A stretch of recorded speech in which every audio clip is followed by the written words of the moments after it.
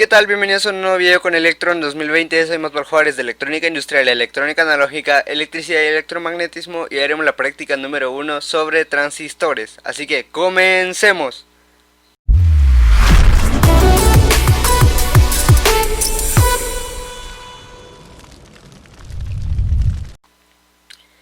Empezaremos con los transistores. ¿Qué es un transistor? El transistor son sin duda el componente electrónico más importante, gracias a la cual la electrónica se ha desarrollado de forma tan espectacular, desde la mitad del siglo XX hasta la actualidad. La palabra transistor está compuesta por la unión de la palabra transferencia con la del resistor, de lo cual se puede deducir que el funcionamiento de un transistor se basa en la transferencia de energía por medio de variaciones de resistencias. El transistor está formado por la unión de materiales P y materiales N, según cómo están ordenadas las capas de material semiconductor. Es que se les denomina NPN o PNP. A las regiones del transistor que se han formado por la unión de estos materiales son las que llamaremos emisor, base y colector. Estructura física de un transistor NPN y la representación esquemática de este son los siguientes, el cual podemos ver aquí estructura física simplificada y el símbolo esquemático.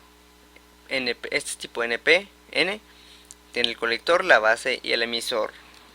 Y también podemos deducir que para que estos dispositivos semiconductores funcionen de forma correcta hay que polarizarlos, es decir, aplicar un determinado voltaje a sus terminales.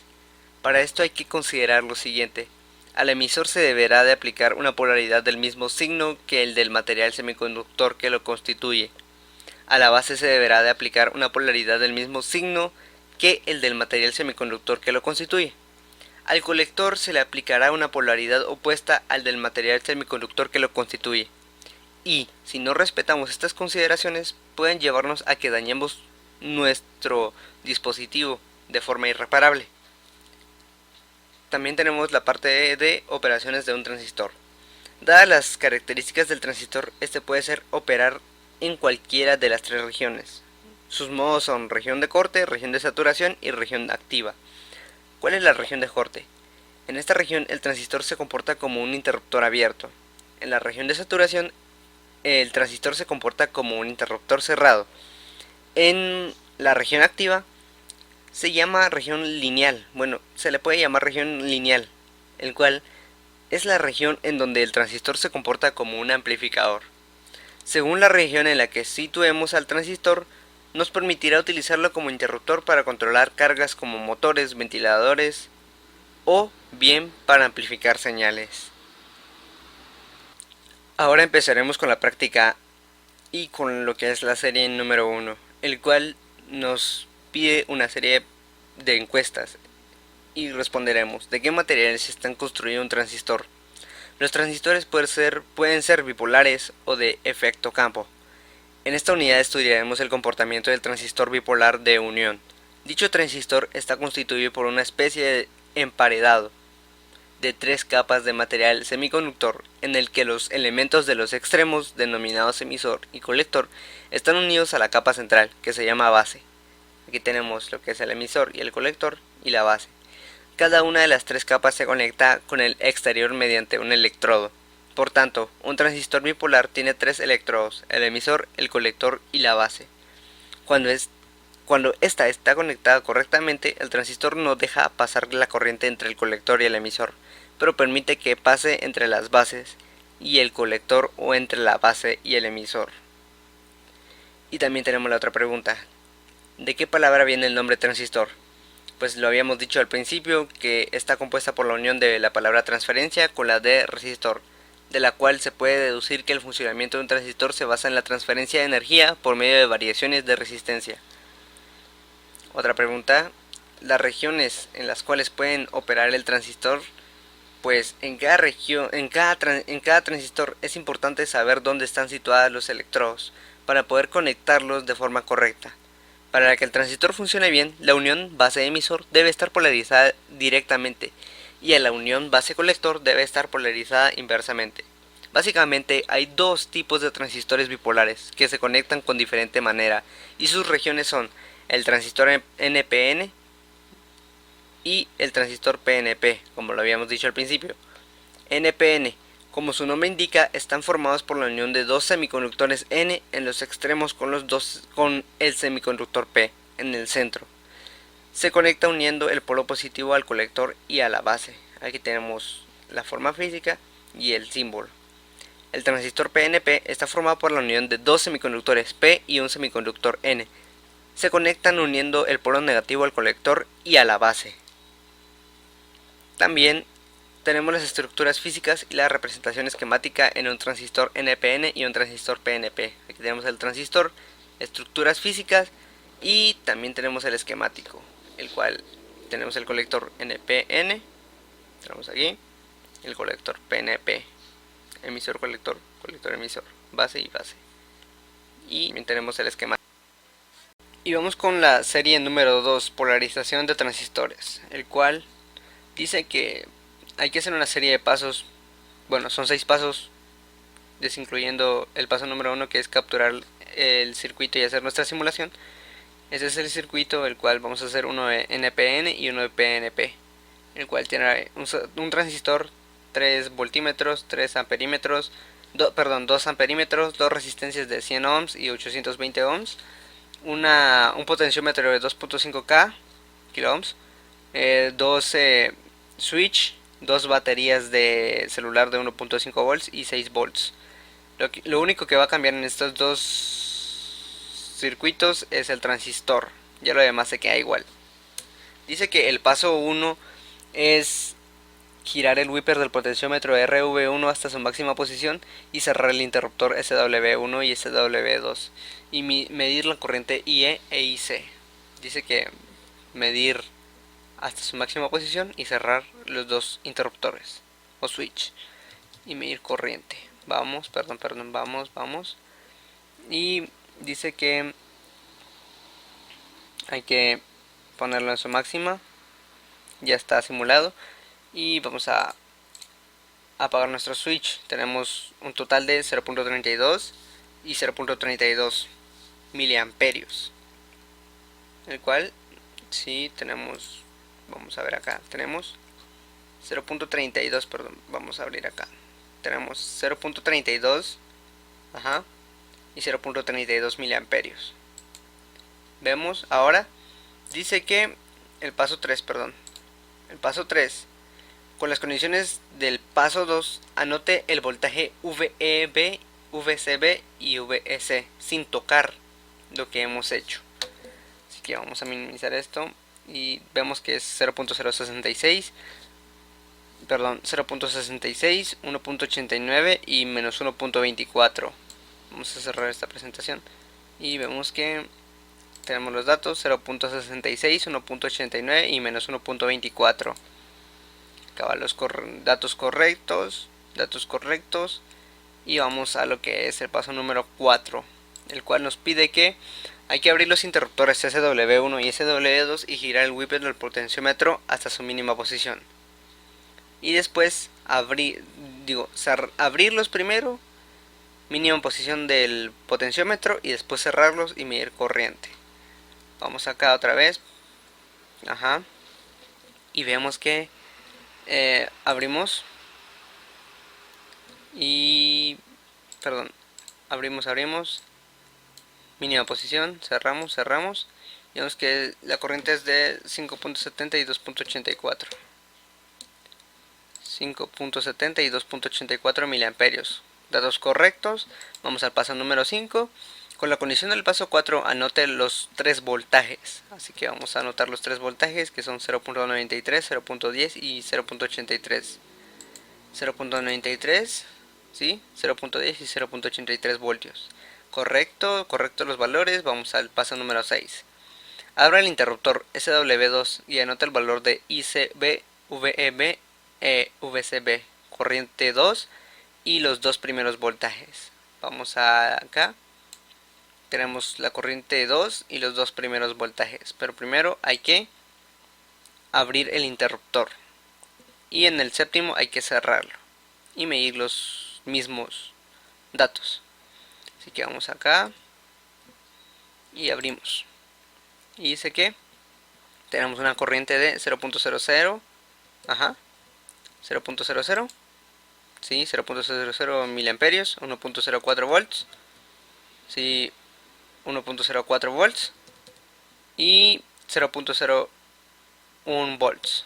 ¿Vemos? 0.01 volts. Correcto los datos. Ahora nos pide que cerremos el interruptor SW2, pero hay que anotar también los mismos valores de este. Vemos 2.84, 0.93 y 0.10. Vamos a ver. Cerramos el switch. 2.84, 0.93 y 0.10. Si miran, ya se ha elevado su valor numérico. 2.84, 0.93 y 0.10. ¿Vemos? Y nuestros valores son correctos. Ahora vamos a lo que es la polarización del transistor NPN. Hay que hacer los mismos pasos, capturar el mismo circuito, solo que esta vez va a cambiar el lado de nuestro transistor, el cual va a ser así el mismo circuito, solo que dijimos que el transistor cambia. Así que minimizamos y vamos a... Ya tenemos nuestros datos aquí de los pasos que nos están dando, el cual dice: gira el wiper del potenciómetro RV1 hasta su máxima posición. Cierra el interruptor SW1 y SW2 y mide la corriente IE e IC. Cerrar interruptor, potenciómetro máximo y corrientes. Cerrar los interruptores, corriente máxima y vamos a, potenciómetro máximo, y estos son corrientes 0.32 y 0.32. ¿Vemos? 0. Perdón, algo aquí anda mal. Es en el segundo, sí, en el segundo. Estoy en el primero. Vamos a cerrar y máximo 0.81 y 1.03. 0.81 y 1.03 miliamperios en lo que son nuestros dos amperímetros. Y después dice en el paso 3, con las condiciones del paso 2 hay que verificar estas corrientes, bueno, voltajes de EB, CB y EC. Así que sería de menos 0.61, 0.04 y menos 0.66 volts. Vemos menos 0.61, 0.04 y menos 0.66 volts. Tenemos todo aquí correcto. Nuestros datos son correctos. Y vamos a lo que es el paso número 4. Abra los interruptores SW1 y SW2. Gira el wiper hasta su mínima posición. Y ciérralos después para poder medir corriente. Es lo mismo que en el otro paso. En el circuito número 1. Dice que hay que abrir y mínimo, y después cerrar y cerrar. Y tenemos que nuestro amperio o miliamperio es de 1.04. Vamos a ver, 1.04, y nuestra otra medición es de 1.03 y 1.04 miliamperios. Datos correctos. Ahora vamos al número 5. Con las condiciones del paso 4, anote los voltajes VEB, VCB y VCE. Los voltajes, los mismos voltajes, sin tocar nada en el circuito. Vemos 1.40, 2.05 y menos 0.65. Vemos 1.40, 2.05 y menos 0.65 volts. Datos correctos, sí. 1.40, 2.05 y menos 0.65. 1.40, 2.05 y menos 0.65. Vamos al paso número 6. Abra el interruptor SW2 y anote el valor de la corriente 2 y los dos voltajes. Vamos, abrimos y vemos los dos voltajes y la corriente 2, el cual da un valor de 0.00. Vamos a ver, sí, cabal, 0.00 miliamperios y 1.50 y 1.50 volts en los dos. Sí, correcto los datos. Vamos al paso número 7. Ahora hay que cerrar el interruptor y hacer lo mismo que en el paso 6. Vamos a cerrar el interruptor y tenemos que amperio o miliamperio es de 1.04. Vemos 1.04 miliamperios, 1.40 volts, 1.40 volts, perdón, 1.40 volts y tenemos menos 0.65 volts. Menos 0.65 volts. Espérame. Ajá. 1.04 amperios, 1.40 y 2.05 volts. Vemos 1.4 miliamperios, 1.40 y 2.05 volts. Ahora esto fue la parte de la serie número 2, bueno, serie 2.1, y vamos con lo que es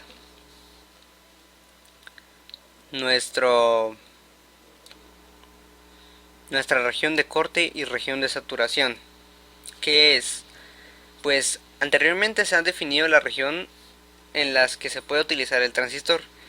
En esta parte de la práctica lo haremos funcionar en la región de corte y saturación. Así que dice que capture y simule el siguiente circuito y en base a eso responda. Cuando el transistor se encuentra en corte, puede ver como en circuito abierto. ¿Qué sucede con el motor y el voltaje? Inciso B. Cuando el transistor se encuentra en saturación, puede ver como en circuito cerrado. ¿Qué sucede con el motor y el voltaje? Así que lo que hay que hacer o simular nuestro circuito es esto en Proteus: un motor, un amperímetro, un voltímetro, un transistor, dos resistencias de 4.7K y 47K y un botón, el cual va conectado a un voltaje de 12 volts y puesta a tierra. Así que minimizamos esto y vamos a simularlo. Entramos a Proteus, tenemos aquí lo mismo: nuestro motor, amperímetro, voltímetro, transistor, resistencia, botón, entrada de voltaje y salida de voltaje, tierra. Y vamos a simularlo. Y damos el clic en el botón y vemos que nuestro motor gira con un amperaje de 0.19 amperios y un voltaje de 9.66 volts. Ahora vemos, paramos y vemos, vamos a ver, vemos que todavía da vuelta y paramos. Ahora vamos a nuestra presentación y dice: cuando el transistor se encuentra en corte, ¿qué sucede con el motor y el voltaje? Pues cuando el transistor se encuentra en corte, ¿qué sucede con el motor y el voltaje? Se dice que un transistor está en región de corte cuando el voltaje es nulo o menor a 0.6 voltios, ya que no logra pasar de corriente entre el colector y el emisor, es decir, que se comporta como interruptor abierto. El transistor se comporta como interruptor abierto y el voltaje pues es menor y el motor pues iría un poco lento. Y cuando el transistor se encuentra en saturación, dice que la corriente es muy alta. En ese caso se permite la circulación de corriente entre el colector y el emisor, y el transistor se comporta como si fuera un interruptor cerrado. Así que el transistor sería un interruptor cerrado, el voltaje sería muy alto y el motor iría andando rápidamente. Eso es lo que pasaría hablando de los dos incisos, y esas son mis respuestas. Y este es el circuito, ya lo hemos visto. Y empezamos con el amplificador. ¿Qué es un amplificador? A continuación se les presenta un circuito más básico para hacer funcionar un transistor como amplificador. Captura el circuito en Proteus y conteste las siguientes preguntas. Estos son los dos circuitos que hay que hacer en Proteus, el cual va conectado lo que es un transistor, dos capacitores de 1 microfaradio, tenemos 4 resistencias, aquí uno de 12 kilo ohms, una de 4.7 kilo ohms, 2.2 kilo ohms y 1.2 kilo ohms, y un capacitor electrolítico de 47 microfaradios, el cual van a estar conectados un capacitor con la pata A y el otro capacitor con la pata B, y va a estar aquí conectado lo que es nuestro generador de señales.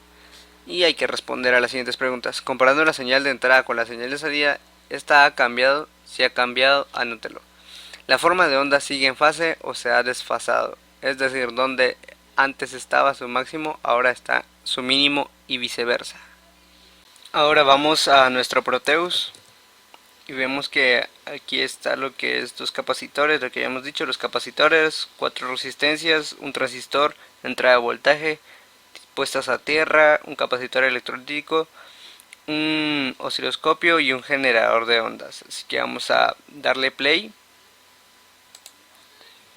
y nos aparecerá lo que es la pantalla del osciloscopio, el cual en un video anterior había dicho para qué sirve cada uno de estos, los canales A, B, C, D, el trigger, también tenemos aquí la pantalla, los acoplos,